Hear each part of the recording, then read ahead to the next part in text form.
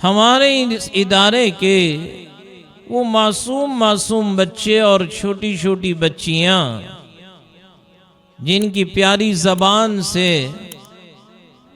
बड़े ही अच्छे अंदाज में मुख्तलिफ अनावीन पर प्रोग्रामात को सुनते चले आ रहे हैं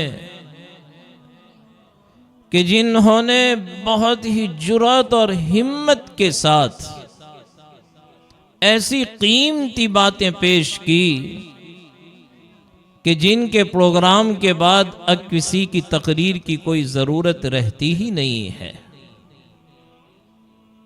आपने अंदाज़ा लगाया कि हमारे इन बच्चों ने कोई उन्वान नहीं छोड़ा।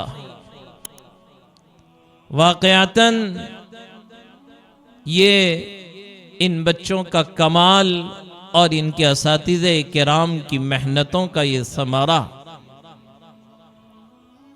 वरना अजीज दोस्तों, ये माइक जो है ना बड़ा ख़तरनाक है।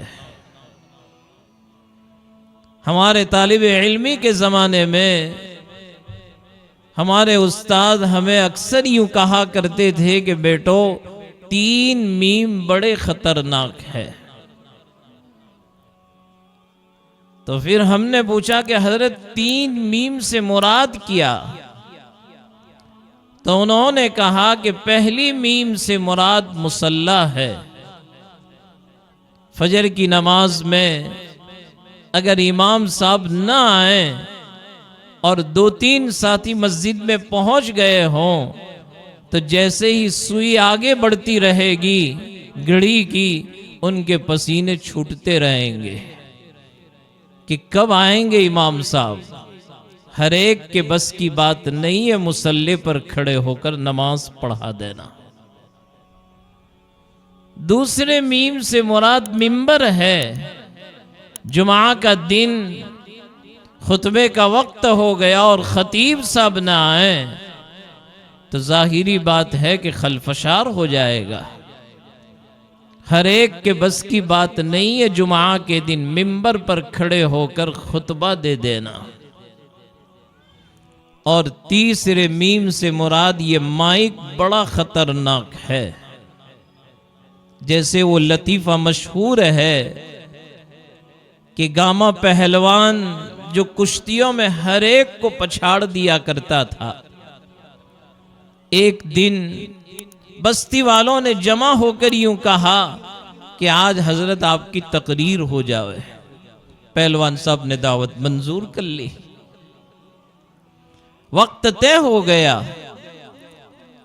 और मजमा हाजिर है और उनका नाम पेश किया गया कि अब हजरत की तकरीर होगी। जब उन्होंने माइक को अपने हाथ में लिया, जबान खामोश, लड़खड़ा रहे हैं, पसीना छूट गया। लोग इंतजार में हैं कि क्या कहना चाहते हैं गामा साहब।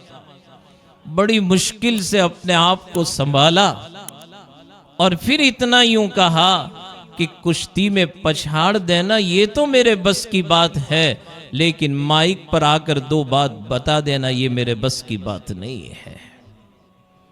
लेकिन आपने देखा अभी कि मदरसा बाग़े सआदत के तलबा कि उनके हौसले, उनके जज्बात, आप लोगों ने देखा होगा कि अभी तो नाम बोला नहीं जा रहा है और दौड़ते हुए स्टेज पर आ जाते हैं।